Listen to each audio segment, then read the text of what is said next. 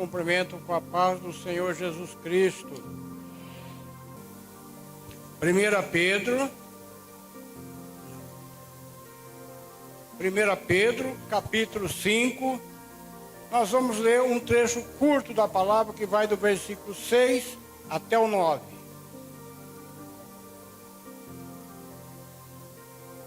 Amém?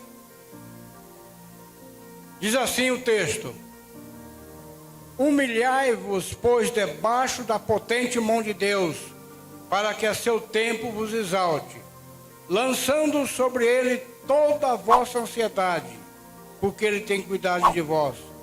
Sede sóbrios, vigiai, porque o diabo, vosso adversário, anda em derredor como leão bradando, buscando a quem possa tragar.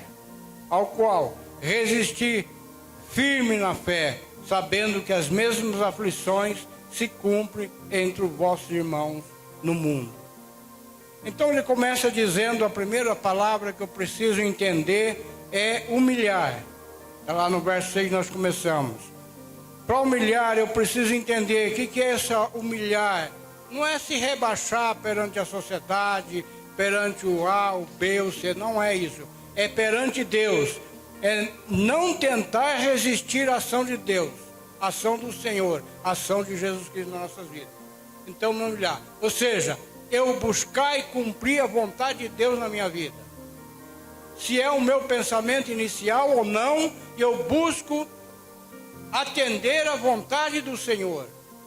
E também que eu reconheça a dependência de Deus. Em tudo eu dependo de Deus. Eu preciso olhar pequenos detalhes na minha vida, não só os grandes, não só um milagre, mas pequenos detalhes que acontecem a cada dia, eu vendo ali a presença de Deus. Por que Lamentações, no capítulo 3, lá no verso, se eu não me engano, 21, 22, diz: trazei à memória, trazei à minha mente, tudo aquilo que me dá esperança. Por quê? Acontece com a maioria de nós crentes. Quando eu me deparo com uma situação difícil na minha vida, o que eu faço? Começo a chorar, reclamar, falar, porque Deus não viu isso? Será que Deus me esqueceu? Será que Deus me abandonou? Será que isso e aquilo? E quando esse texto que eu acabei de declarar ele está falando, olha para trás, vê tudo que Deus já fez, tudo que eu já fiz na tua vida. E é isso que eu tenho que buscar fazer. E às vezes eu me deparo nessa situação, uma situação de um momento que me desagradou, que me deixou avexado, como diz o nordestino. Eu já começo a reclamar, já começo a falar isso, aquilo, aquilo outro. Não, se eu for olhar para trás, se eu for olhar o que Deus já fez na minha vida, o que Deus já fez na vida da minha família, esposa, filhos, nora, netos, eu só tenho motivo para dar glória a Deus, para dar aleluia. O resto é resto, né? O resto é resto. Então, às vezes, Deus faz coisas maravilhosas na nossa vida e a gente esquece. Antes de continuar aqui, eu vou contar um testemunho muito resumidamente, que aconteceu comigo e com a minha esposa. Só para vocês verem quantas coisas Deus faz e depois você acaba esquecendo. É que nem o povo atravessou o Mar Vermelho e depois esqueceu do Mar Vermelho. Deus multiplicou o pão para 5.000, depois para mais 4.000. 2 vezes esqueceram que Deus fez aquilo. Numa certa ocasião, numa sexta-feira, nós morávamos lá em Osasco. Eu e minha esposa saímos, fomos no shopping, numa loja, tinha que trocar um sapato. Nessa troca do sapato, eu tinha que pagar uma diferença. E dei lá, se eu não me engano, uma nota de R$50 para a caixa devolveu o troco, e a hora que eu conferi, ela devolveu R$10 a mais. Eu peguei esse dinheiro e devolvi para ela.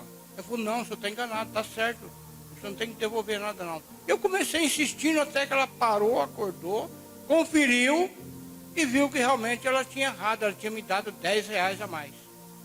Então aqui já entrou, vou fazer um parênteses, a questão do nosso comportamento perante ao Senhor.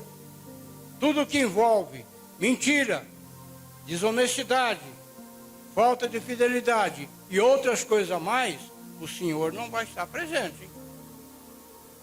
E por esse comportamento meu ali, saímos, deixei o carro estacionado na rua, quando chegou eu e minha esposa para entrar no carro, chegou 3 jovens, é um assalto, entra no carro, entra aí.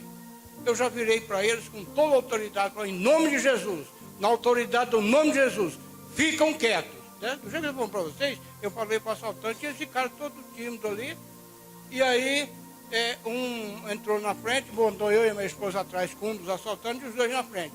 Eu falei, ó, esse carro é automático, ele não sabe dirigir, manda ele para trás que eu vou dirigir. Não, ele sabe sim. Aí o motorista virou para mim, ô senhor, como é que eu engato a ré? Está falando que você não sabe dirigir, sai daí, quem vai dirigir é eu. Não, assim, desse jeito mesmo, na autoridade do nome de Jesus, que não fosse o nome de Jesus, se não fosse essa autoridade, eu já tinha até urinado na calça, possivelmente ali, né? Mas eu peguei, não, fiquei firme. Ele levou a gente lá para o matagal, lá para baixo, tinha um muro lá, sei lá onde foi, pegou minha esposa, um deles, e foi embora, e os outros 2 ficou andando assim. Aí eu comecei, não estava preocupado, com medo, com nada, porque eu estava confiando nele. Era ele que estava me protegendo. Eu falei para ele, comecei a falar, sai dessa vida, filho. Olha o que vai acontecer com vocês. Ou é cemitério, ou é cadeia. 20, 30 anos. O que você vai ganhar com isso? Aí um virou para mim, o senhor é pastor? Eu falei, quase. Eu não podia falar que eu era pastor, porque eu não era. Aí eu já entrava na mentira e pronto, está tudo desfeito. Eu falei, e a minha esposa? Não, ele foi com ela lá no shopping com o cartão para comprar roupa. Se alguma coisa, ela já era. E eu tranquilo. Aí eu chamei ele, vocês querem que eu ore por vocês? Nós queremos, então vem cá. Aí comecei a orar com os 2, comecei a ministrar eles. Quando eu olhei de lado, a minha esposa veio chegando com o outro, que também não conseguiu andar 50 metros. Ela foi ministrando ele, começou a chorar e veio embora para trás de volta. E ali nós ministramos ele, eu abraçava, o moreninho, inclusive eu abraçava a arma dele me incomodando na barriga, não estava nem aí. E abraçando, ministrando, choraram, tudo desviado de igreja. E aí reconciliaram com Cristo ali, eu estou resumindo. Aí fomos andando para sair desse local. Lá era um muro alto, uma vaca, um buraco que passava ali. Aí um virou para o outro, pega o dinheiro dele, é R$34, devolve para ele, não pode ficar. Porque na hora do assalto eles quis pegar o dinheiro. Eu não ia também ser tolo, queria resistir em tudo, sabe? Tinha que ter sabedoria. Pega o dinheiro dele, senão ele não pode ficar com o dinheiro dele. Vamos fazer um combinado aqui. Eu agora estou dando os 34 para vocês comerem um lanche, tá bom? Então vocês não me tomaram dinheiro, não pegou nada. Eu estou dando para vocês, vocês vão tomar um lanchinho por aí, tá bom? Aí saímos para fora, ministrando. Um falou, eu esqueci meu celular no carro do senhor, posso pegar? Vem cá, filho. Peguei o celular, peguei uma Bíblia que tinha lá, dei para eles conversando e falando. Aí um virou para mim e falou assim, senhor, eu estou resumindo o papo, isso demorou mais de meia hora. Está muito bom aqui o papo com o senhor, mas aqui é meio perigoso, é bom o senhor ir embora. Agora chegou no ponto legal. Agora é o assaltante que preocupa com a nossa segurança. Agora, como é que Deus opera, como é que Deus faz com as coisas. Aí a minha esposa ainda falou para eles assim, não tenham medo, não temas. Né? E aí eles saíram, e nós entramos no carro, com o vidro aberto, eu ainda falei para eles, você não quer uma carona até lá em cima? É meio longe. Não, pode deixar, a gente vai andar, né? Então, se saindo do assalto, queria levar o assaltante junto, né? Aquilo ali. E aí a gente foi. Aí depois que eu estava chegando em casa, aí, como diz a gíria, a ficha caiu. Aí que eu fui ver o que aconteceu, como é que Deus trabalhou nessa situação toda. E até depois, na quarta ou quinta-feira, não me lembro, tinha um culto na igreja de manhã. A primeira coisa que o pastor ministrou é não temas. Então, o que é isso? Você tem que ter fé e não pode ter medo. Você não pode ser abusado, você tem que ter inteligência. Né? Você tem que ter inteligência e saber, você falou em nome de Jesus, você viu a reação deles e você continua fazendo, continua falando de acordo com as coisas vai se desenvolvendo. De acordo com o Espírito Santo vai direcionando para fazer. Né? Não é chegar aqui um doido e falar, rapaz, eu sou de Jesus aqui, dá um tapa na cara do sujeito, o outro arrancar a arma, você já era, né? Então, não é por aí. Então, eu me humilhar debaixo da potente mão poderosa de Deus, é deixar Ele conduzir a minha vida. É não ficar reclamando com as coisinhas pequenas que acontecem. É por isso que Paulo fala, em tudo não é em algumas coisas. Em tudo dai graças. Em tudo. Tropeçou, graças a Deus, glória a Deus que eu não caí. E eu, às vezes, quando eu tropeço, e a minha esposa, não vou colocar a lá, ela sabe, eu reclamo. Demônio que me perdoa. Então, a gente tem que estar refletindo dia a dia da nossa vida como eu estou me comportando como cristão. E que não somos autossuficientes. Nós precisamos saber que nós não somos autossuficientes. Nós precisamos saber que a nossa vida, eu estava até comentando esses dias com o pastor Alessandro, a nossa vida, nós como ser humano, nós temos uma necessidade interior de ser suprida. Uma necessidade que vem da alma, dos nossos sentimentos, das nossas necessidades. E só Deus é que consegue, que tem o poder para suprir essa necessidade.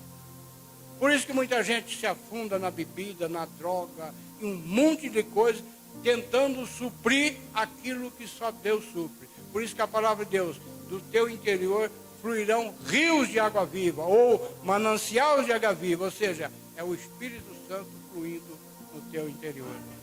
Amém? Então, por isso que essa humildade, ela vem da onde? Ela vem de dentro para fora. É por isso que Jesus falou lá em Mateus 11, 28, vinde a mim, todos estão cansados e oprimidos. Ele não está falando só para o cansado que está no mundo, ele está falando para nós, muitas vezes nós estamos cansados, muitas vezes nós estamos abatidos. Vinde a mim, todos estão cansados e oprimidos, e eu vos aliviarei. Tomai sobre vós o meu jugo, que é a palavra dele, e aprendi de mim que eu sou manso e humilde de coração. Como que eu tenho orado para Jesus me capacitar? Aos pouquinhos ele vai fazendo, aos pouquinhos ele vai melhorando. Mas eu quero chegar a esse ponto de ser manso, de ser humilde de coração. Aí você fala, mas irmão, você tem um jeitão assim meio de manso, cara. Pergunta para eles lá. Vamos ver se eles confirmam. Pergunta se eles vão confirmar. Amém? Então ser pobre de espírito é ser humilde, como está lá na Sermão da Montanha, onde ele fala que nós, ser pobre de espírito, é ser humilde, é ser uma pessoa ensinável. O que é isso?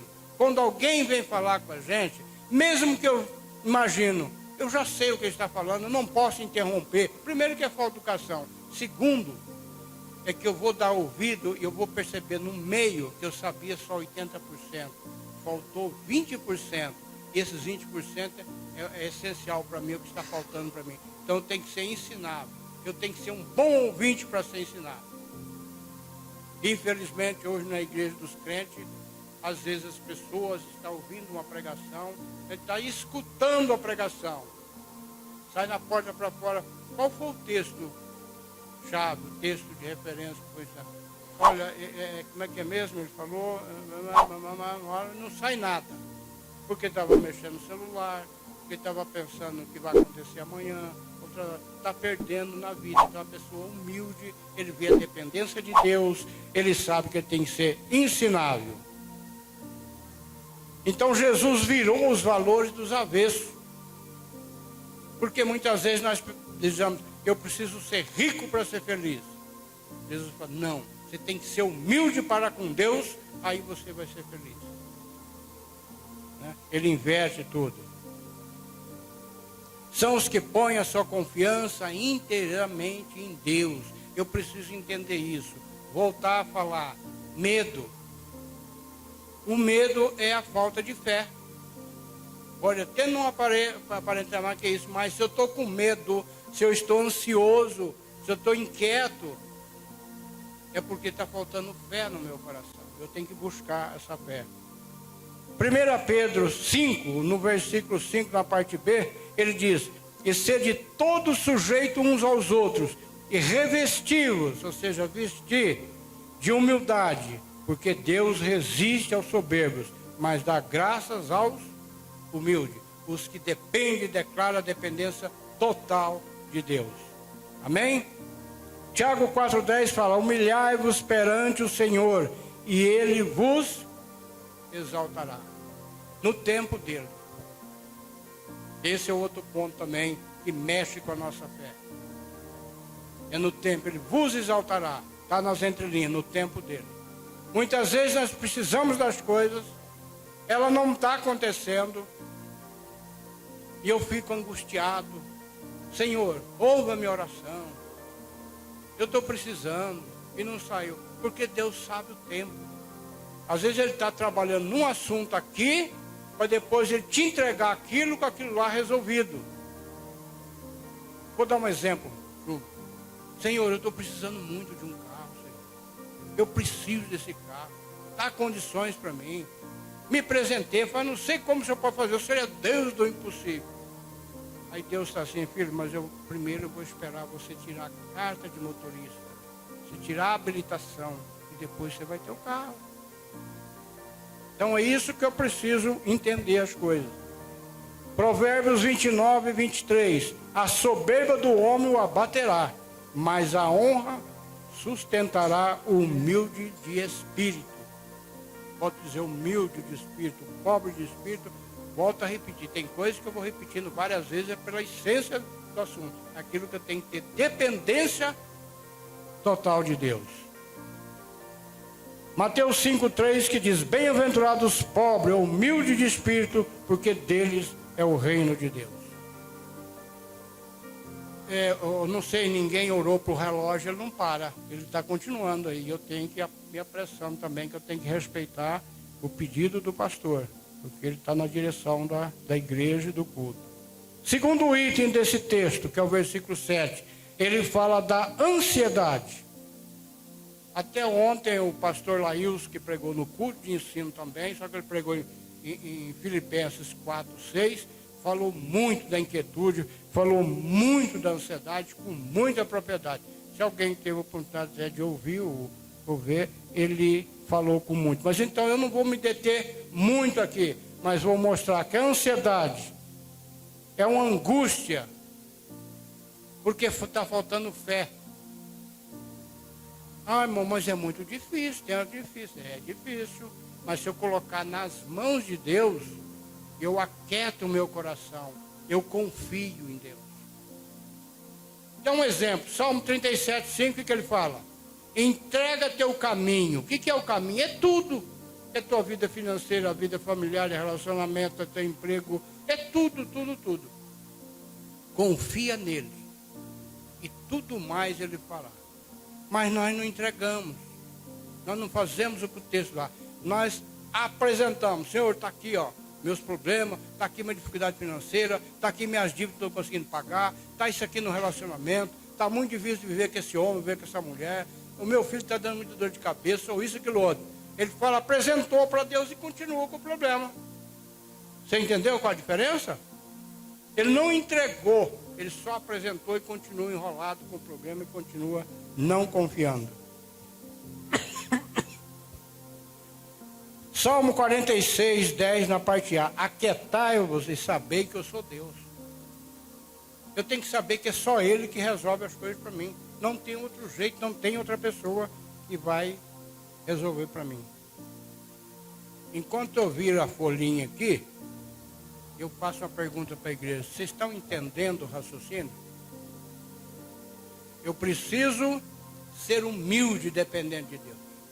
Depois, não resolve nada e só atrapalha se eu andar inquieto, se eu andar angustiado, se eu ter preocupação. Quer dizer, pré já diz, se ocupar antes da hora. Então, é essa sequência que nós vamos trabalhar.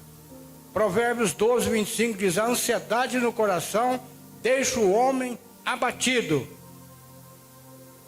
mas uma boa palavra o alegra.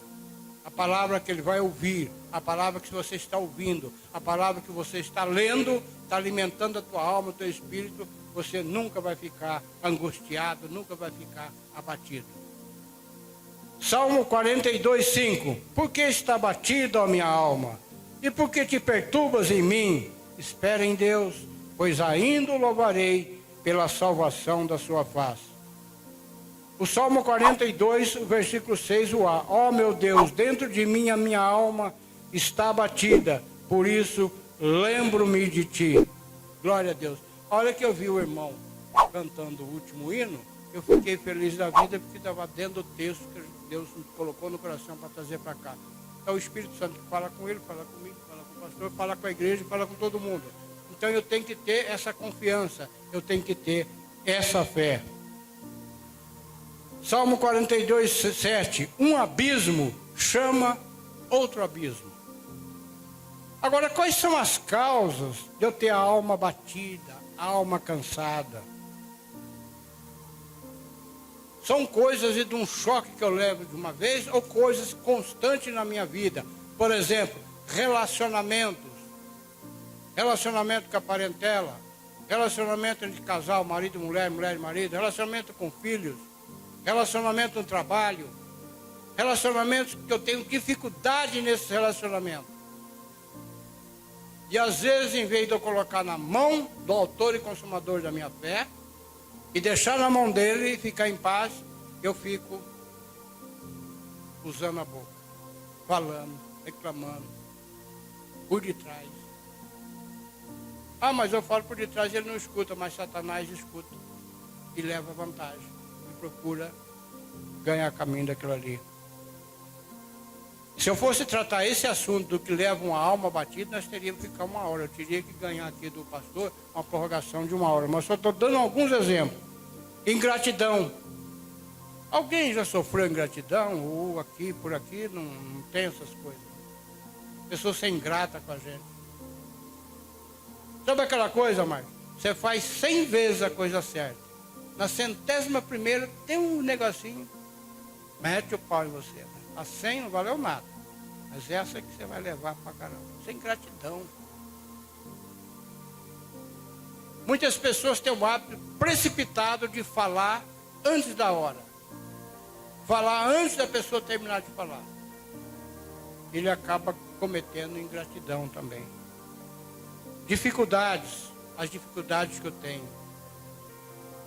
Dificuldade financeira. Dificuldade daquele carnezinho que não acaba nunca. Parece que você paga um, aumenta 3 folhas dele, paga outro, aumenta 3 folhas. E ele vai cansando. Isso vai angustiando a sua alma. E você tem que deixar o quê? Na mão de Deus. Deixar que Deus vai tratando isso. Então são N dificuldades. Dificuldade de enfermidade. Enfim, tem muitos exemplos. Solidão.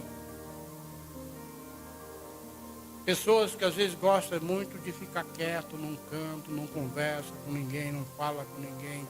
Ele vai ficando. Quando ele percebe, a alma dele está batida. A alma dele está cansada. Porque ele não está vivendo. Ele está se escondendo. A ansiedade que nós falamos aqui, outra questão também que deixa muita alma batida. E o medo e o isolamento que está junto com a solidão. Amém? O relógio está andando, eu não consigo parar. Vamos para o terceiro item, que são 5 itens que nós vamos trabalhar ali. Sede sóbrios.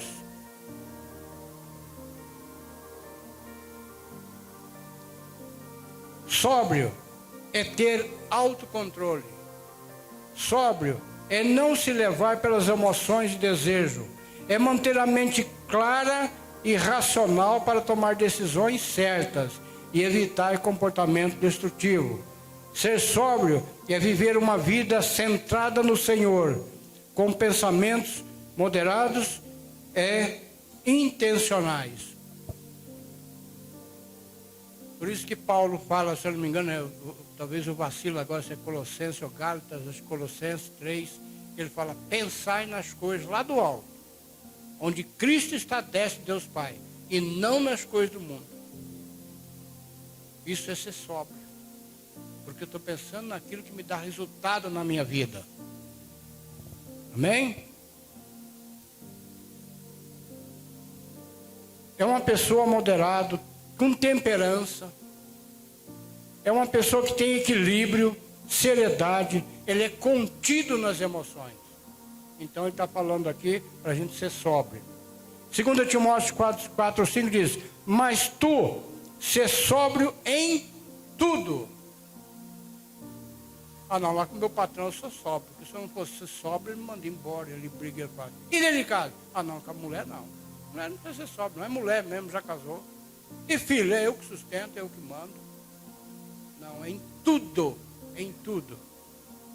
Sofre as aflições, faz a obra do evangelista, cumpre o teu ministério. Contexto fala sobre desviar de sã doutrina. Isso aqui eu trouxe só o que vem antes de 1 Timóteo 4,5, está falando de doutrinas erradas, doutrinas que não ensinam nós corretamente. Aí o meu dia a dia vai ficar prejudicado, a minha vida profissional vai ficar prejudicada, a minha vida espiritual vai ficar prejudicada, a minha vida financeira vai ficar prejudicada, porque eu estou alimentando uma inverdade. Então eu preciso me deter na palavra do Senhor.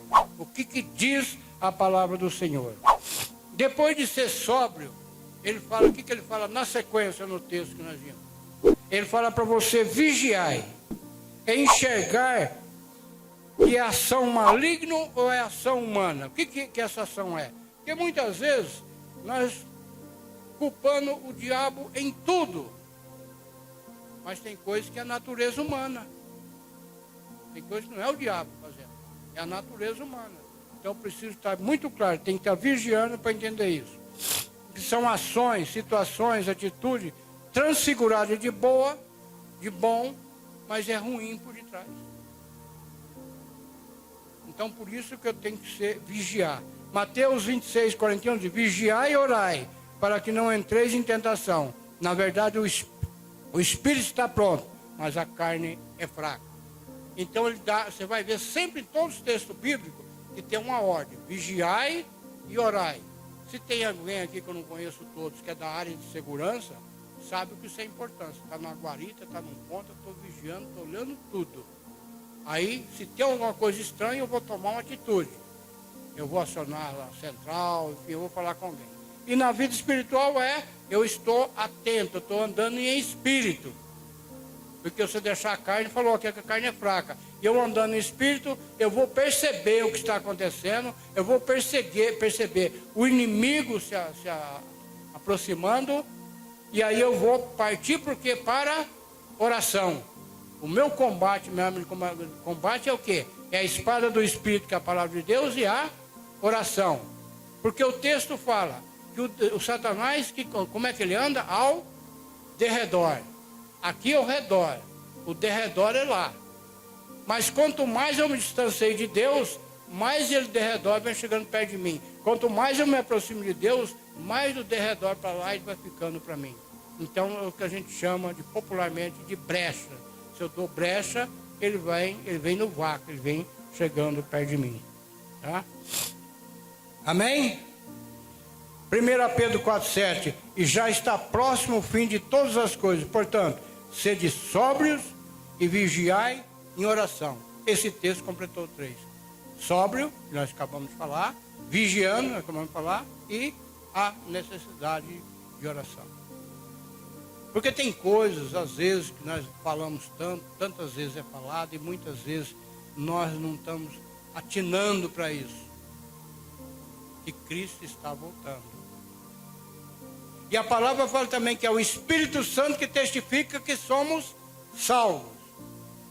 Eu paro naquele momento de oração para deixar o Espírito Santo falar comigo. Meu filho, tu és salvo, você vai na eternidade, papai. Será que eu estou permitindo? Ou estou me enrolando no dia a dia com as coisas? Não é isso que eu estou percebendo. Isso faz parte de ser vigilante todo dia. Inicia-se o dia, termina o dia, começa a noite. Eu tenho que estar sempre vigilante. Em pauta, e a salvação está chegando. O tempo já está chegando. Amém?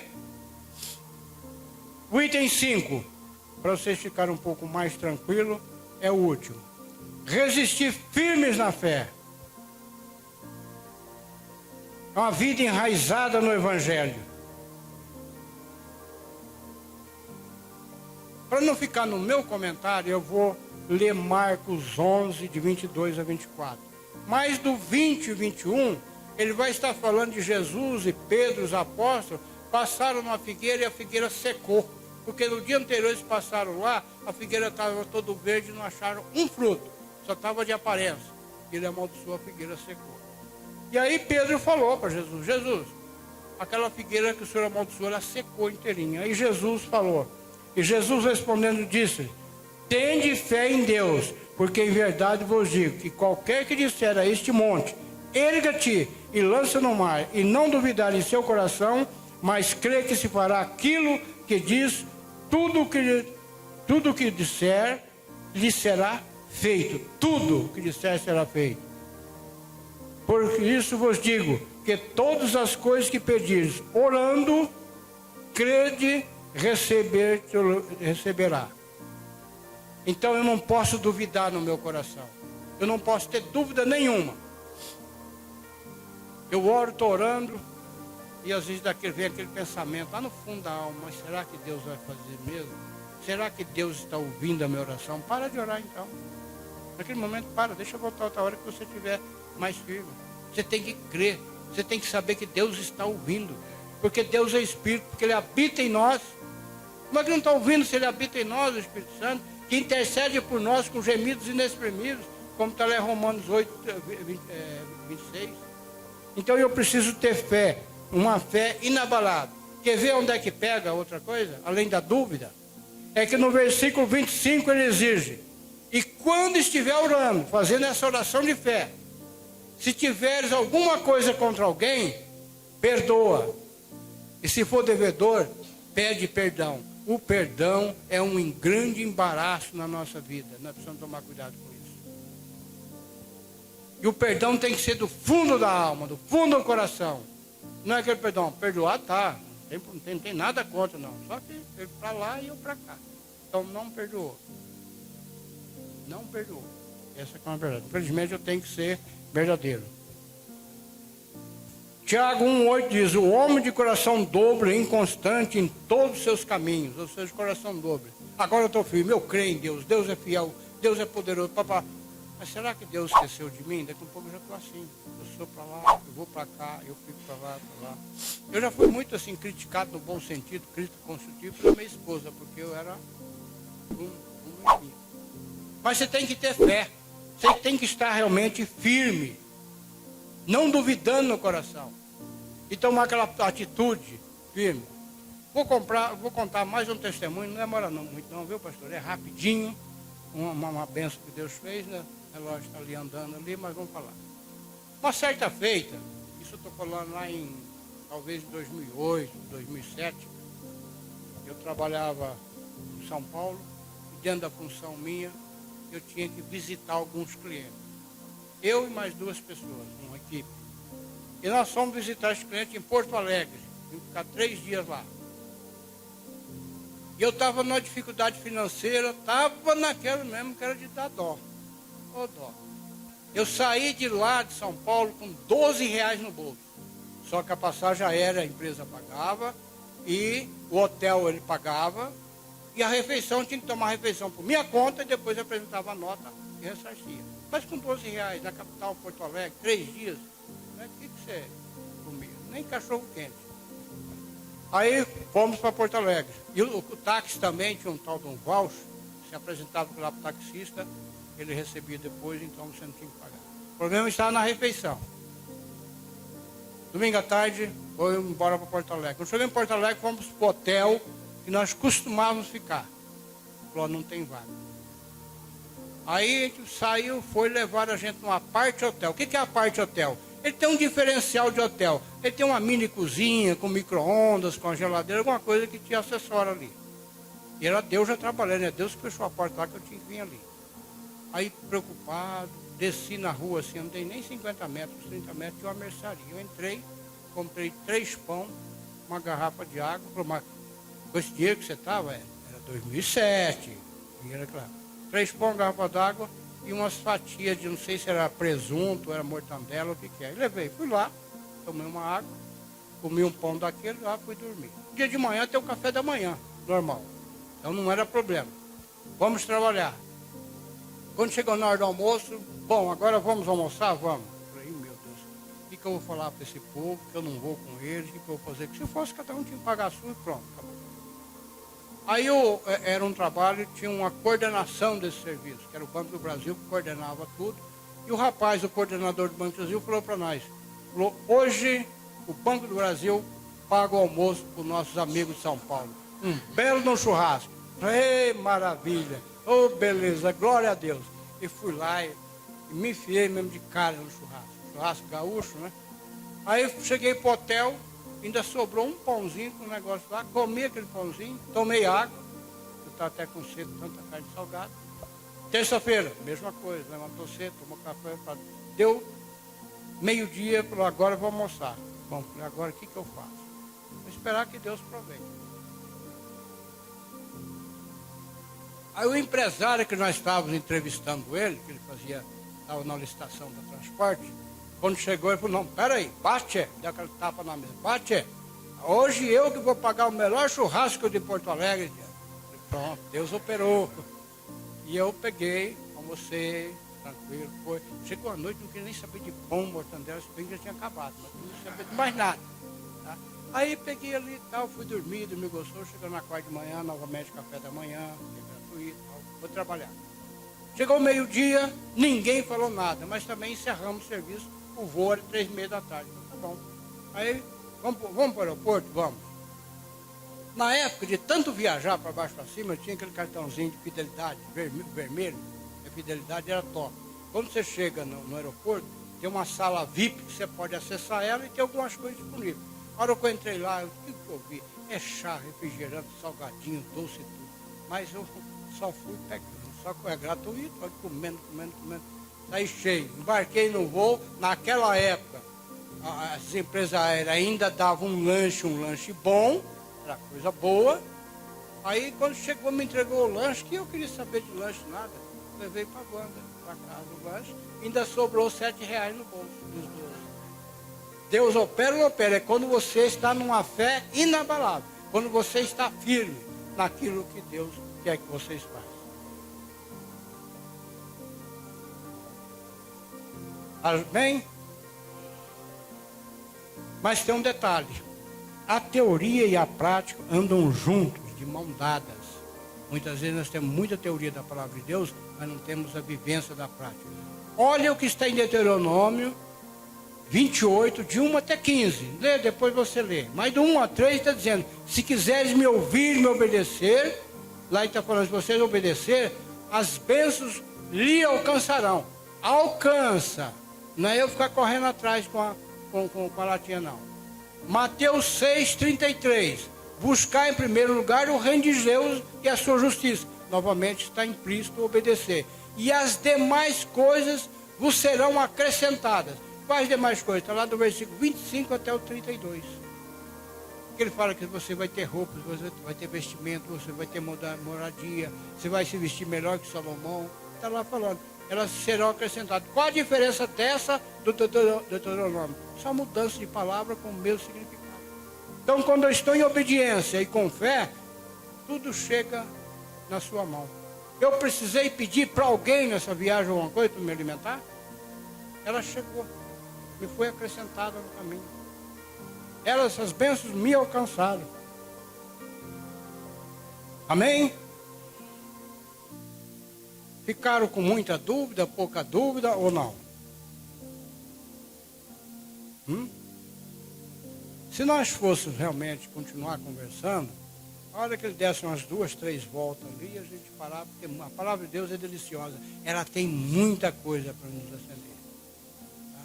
Então é aquilo, quanto mais eu me aproximo de Deus, mais Ele está me cobrindo de bênçãos, de proteção, de ansiedade.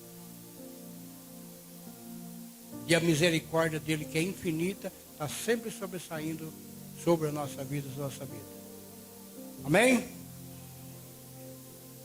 Pastor Sandro, eu primeiro agradeço a Deus, ao Senhor, pela oportunidade de poder estar aqui.